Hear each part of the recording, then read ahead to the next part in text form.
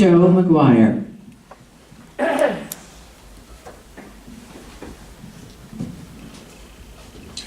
Good morning, fellow precinct committee members and guests. My name is Joe Maguire, and I'd like to be your next House District 35 representative. I was born here in Casper, went to the old St. Anthony's where they had real nuns, NC, Casper College, UW, and then I went to the UW College of Law. I am admitted to the Wyoming Bar, the Colorado Bar, Texas Bar, and the United States Supreme Court Bar. I practiced law for 5 years and decided that I wanted to leave the practice of law and pursue a business career, which has included several things, including selling business aircraft. When I was doing that, I was number 2 in the nation for a period of time. Then opened a large motorcycle dealership, started it from scratch and turned it into a $7 million business. Sold that and came back and have been a business broker here in Casper, Wyoming, and the state of Wyoming. And I'm currently expanding that to include the state of Colorado.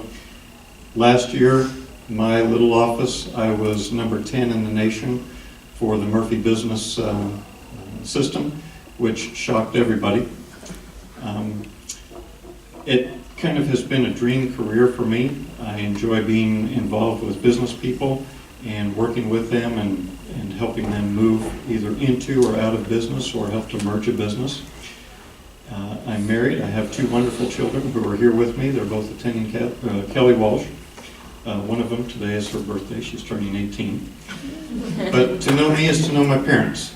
They settled down after World War II, and they carved themselves a position in this community based on integrity, honesty, compassion, confidence, and flexibility. And those are characteristics that I've tried to embody in my own life. I've always been active in the Republican Party, and 7 years ago when I was appointed to the Executive Committee, Miles Dalby was the, wow, that went quickly. Okay. I have lots more to tell everybody, but thank you very much for your time. Joe Maguire. Question number 1. Given our dependence on minerals and the recent drop in production and valuation, Wyoming now faces a funding crisis in K-12 operations of approximately 25% of the budget. What are your thoughts on solving the problem? Well, we've had the same problem for many years, and of course, due to the Supreme Court case where they said that we had to have the highest level of education. But I think that the question needs to be asked, and this has been absent as far as I've heard. When my kids were going to St. Anthony's, we'd go to the pie dinner and they'd have Cindy Novotny would get up and she would talk about the state of the school and everything. And at that time, give or take, it cost about $4,200 to put a student through St. Anthony's for 1 year.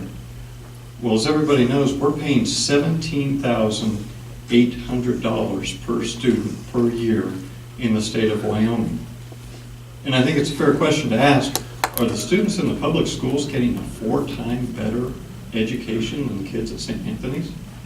And if they're not, then we need to start asking some serious questions. I mean, I've been performance-based all of my life, and I think we need to go in, we need to drill down, we need to bring in people, get right to the principals, not talk to the superintendent of schools. We need to talk to the principals and say, look, we're sending all this money your way. What kind of results are we getting? Are our kids in the top 10% nationwide, math-wise, history-wise, reading-wise? And if they're not, what's the problem?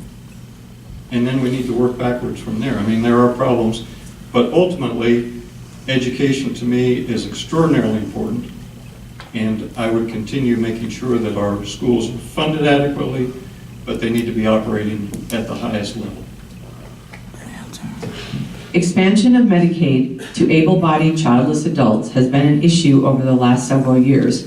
What is your stance on expansion of Medicaid benefits to this population group? The Medicaid system is so broken and so full of fraud that it needs to be taken down to its very base and built back up. I persecuted, or I don't want to say persecuted, I prosecuted welfare fraud when I was with the Wyoming Attorney General's office. And if everybody here knew how much fraud there was in the system, there would be a taxpayer revolt, period, end of story. It's horrible. We had a person that worked for us she was 18 or so. She had our health insurance. It was costing her $12.50 a month. I paid the rest. When she got pregnant, she sat down with her Medicaid advisor, and her advisor told her to go off of our insurance and to make sure that her boyfriend/father stayed out of the house at least one night a week so that she could put on her form that he didn't live with her full time, on and on and on, completely legal. They worked the system. So we had our child with the same insurance. My wife got one black and white ultrasound. This gal went out and she had at least 5 full-color 3D ultrasounds because, hey, it's free. Mm-hmm. And she had a second kid shortly thereafter. I mean, we've got to do something about that. What are your general thoughts about the Second Amendment and particularly local gun-free zones such as courthouses, schools, etc.? Well, anybody who knows me knows that I'm a Second Amendment advocate, including an NRA pistol instructor. With regard to gun-free zones, I think that that is a mistake. That certainly encourages and lets people know where people are unarmed. There are some situations where, for example, judges are dealing with domestic disputes and things like that, and people have come in guns blazing. Now you wonder what the bailiff is doing, and as a former lawyer, I know the bailiff is usually asleep over here or sitting there reading his magazine or something, but leave that to a side. I think that in the large, broad-based picture, gun-free zones are a mistake.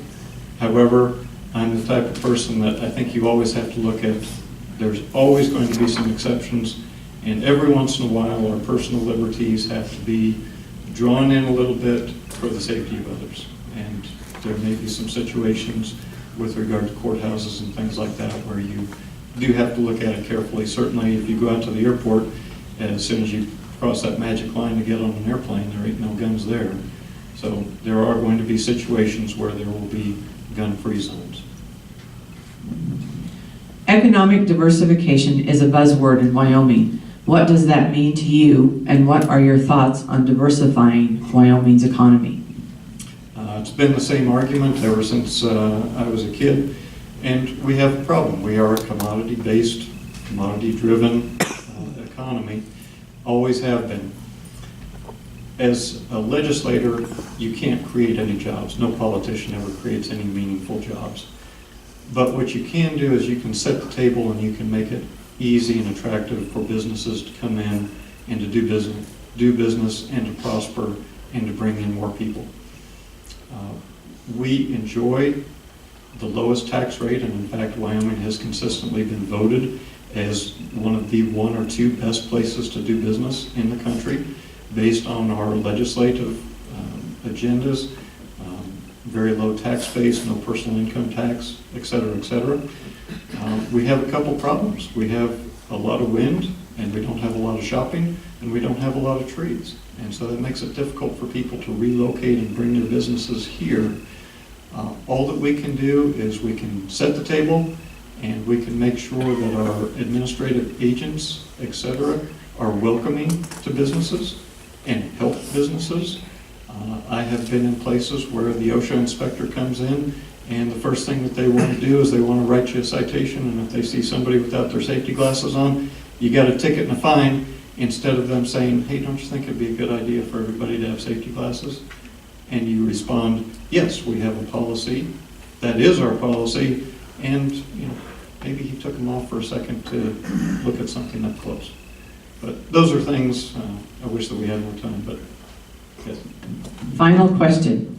Wyoming has a citizen legislature, but still requires significant commitment of time and energy. Do you have the time? Why do you want to serve in the legislature? And what makes you the most effective applicant to fill this opening? Well, first of all, I'm very glad that we do have a citizen legislature.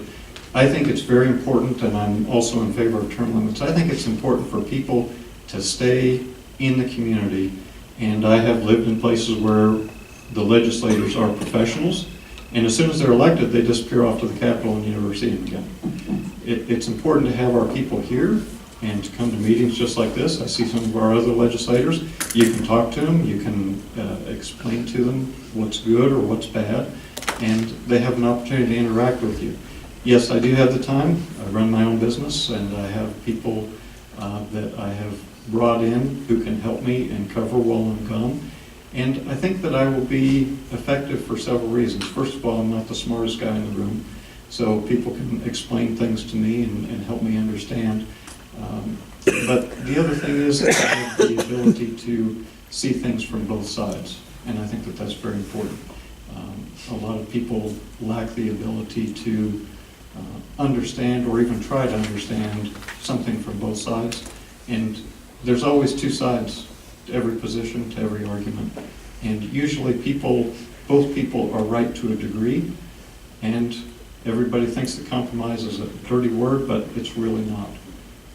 Our country has been founded on compromise, and some of our best laws and our best direction comes from when people come together and they make an intelligent compromise. Thank you, Joe. You can have a seat in the audience.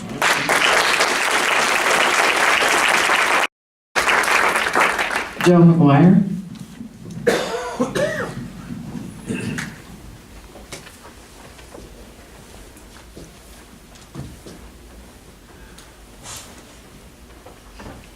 Good morning, everybody, and thank you so much for your consideration.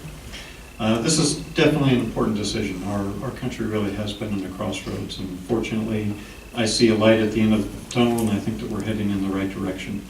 I've been a good Republican all of my life, and I've been active in the party.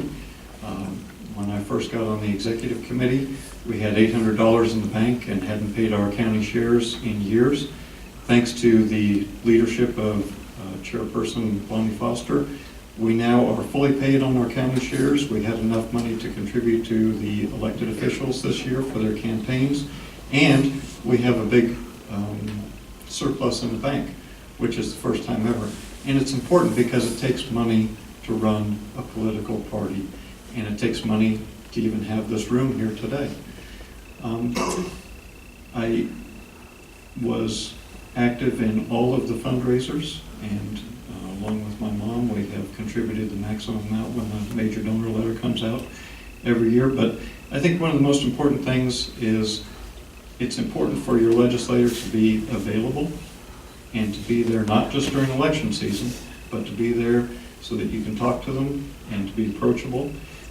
I am a little bit quiet, but that's just because I'm quiet by nature. I'm not standoffish. You can always talk to me. I will be here, and I think it's important that we understand all of us agree on 90% of the issues. There's a couple things that we disagree about, but you can get past that and you can work past it. We all want low taxes. We want to make sure that our families are safe, that our schools are top-notch.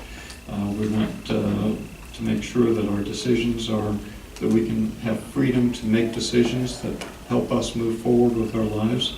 And we need to be happy and remember that, hey, we live in the best state in the country, right here, and we live in the best country in the world.